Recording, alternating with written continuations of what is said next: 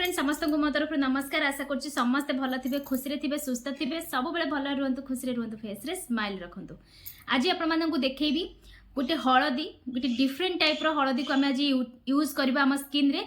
आम नॉर्मल बेसन हलदी रो तार माने बेनिफिट कौन, ताकू लगेले आमर कौन लाभ हम सब डिटेल्स आम बहुत थर जानी। किंतु आपण नॉर्मली खाली हलदी को यूज करती, किंतु हलदी को जदि एमती कला करके यूज करेंगे ताहले कौन बेनिफिट मिलबा आ याकू मु केमिति बनैछि धीरे धीरे आगु को साइड रे पिक्चर माने वीडियोटी लगे देबी, आपण माने देखिकी जानि परिबे। ता सहित मु आपण मानक संगे शेयर मध्य करबी। जो मानक फेस रे टैनिंग होउची, आगु को आसी जाउची खरा दिन, आगु को आसीबो कोन ऑलरेडी खरा आरंभ हो गेलानी। एई टिके टिके खरा हम स्किन रे पड़ी कि हम स्किन को कला करबो। हम स्किन रे जो माने आपनकर सॉफ्टनेस पूरा पलैब। आपनका स्किन बहुत ही माने नॉर्मल जेतिकी आपनकर स्किन टोन अच्छी ताठू बहुत कम हो जिवो। तो ए सब प्रॉब्लम जदि आपण माने फेस करिया को चाहू नाहंती बा आपण मानकर ए सब प्रॉब्लम ऑलरेडी अच्छी, पिगमेंटेशन भरपूर अच्छी, नाकरे कला कला दाग चिन्ह रही जाइछि, पेशेंस रो सहकारे जदि आपण घरोई रेमेडीज को यूज करिवे ताले से सब प्रॉब्लम बहुत शीघ्र दूर हो जिवो। आ मूलरू दूर हम। एमती नुहे जी थरे लगे सारापर आपण पाक आउ थे आसो, बिल्कुल नुहे। आप जब घरोई रेमेडीज को प्रॉपर वे रे यूज कर देखिए आपंकर ये सब समस्या रही फेस आज जो रेमेडीज माने बेनिफिट मेनली बेनिफिट हूँ आपणकर टैनिंग दूर कर। यहाँ को पुओ झील समस्ते लगे पारे। मुझे फ्रंट रे ही लगे कि देखेबी। आपण देखिपे मो फेस रे भी किसी भी लगेनी मु यार ऊपर ही मुझे लगे देखी बिफोर आफ्टर पिक्चर उठे रखु डिफरेन्स आपड़ जापर। मत कहवाक ही पड़ोनी। आप मो फेस देखु जिते मुझे अप्लाई कर सारी आउे आपण मैंने मो फेस देखिए केते चेंजेस आस जाइए। तो चलते अब बेसी डेरी करवानी। तो ये फास्ट देखो मुझे बेसन बेसन हलदी पैक आम बहुत थर लगे। तो यहाँ हूँ आमर ब्लैक हलदी।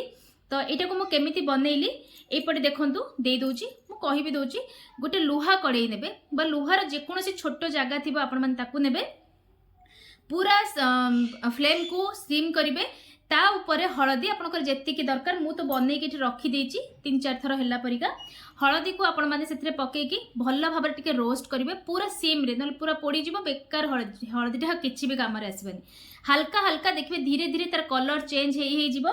तापरे आपण फ्लेम को बंद कर देबे। विदिन 2 to 3 मिनिट्स रे हमरटा रेडी हे जीवो। तापरे सेइथरे टिके समय रखिबा को देबे, सेमती 1 मिनिट पाखापाखि ताकू रखिबा को देबे से लुहा कड़े रे। तापरे बाहर कर देबे, नहले से पूरा कला हे जीवो। एमती कलर हैला परे आपण ताकू बाहर कर देबे। तो देखंतु मु एठी नै जाइछि मोर बेसन जेतिके आपनको रिक्वायरमेंट। तापरे गोटे पिंच मु एठी पकोछि से हमर ब्लैक हलदी बा जोटा कि हमर पूरा कॉफी कलर आसी जाइछि। आ याको मु पैक बनैबी रोज वाटर सहित, कारण ए दुइटीर कॉम्बिनेशन आपण जहा सहित भी बनै परिबे पैक, कोनोसे असुविधा नाही।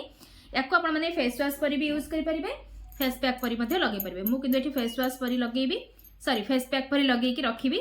10 ରୁ 15 मिनिट रखी सारा पर ही फेस को वॉश करबा। तो देखंतु टिके पानी हे गला। तो आपण चाहिले आ टिके बेसन ऐड करि परिबे। तो एठी देखि परथबे आ यार स्मेलटा ना पूरा कॉफी स्मेल होची। आपण माने बनै कि थरे देखंतु देखिबे पूरा स्मेलटा तार कॉफी भलिया स्मेल होची। तो भल भाबरे फेस रे गाधेबा पूर्व जदी करूछंती ताले हाथ गोड़ नेक आग बेक सबू जगह आपण माने अप्लाई करंतु, बहुत बढ़िया रिजल्ट आपण माने पाइबे। तो देखि परथे मो भल भाबरे फेस रे लगे देली। आकबे फेस रे पूरा छाड़ी दबा 10 मिनिट पर्यंत, 10 मिनिट्स पर्यंत फेस रे रखिबा को देबे।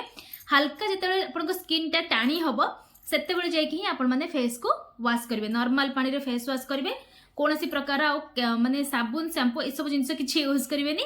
नॉर्मल पानी हल्का टिके ठंडा पानी हेतले बहुत ही बढ़िया रिजल्ट आपण माने इंस्टेंट देखि परिबे करके फेस को वॉश कर देबे। तो चलंतु मु 10 मिनिट पर फेस धोई सारी के आपण माने को देखौची। मोर बिफोर पिक्चर आपण माने देखिचंदी, वर्तमान देखिबे आफ्टर पिक्चर।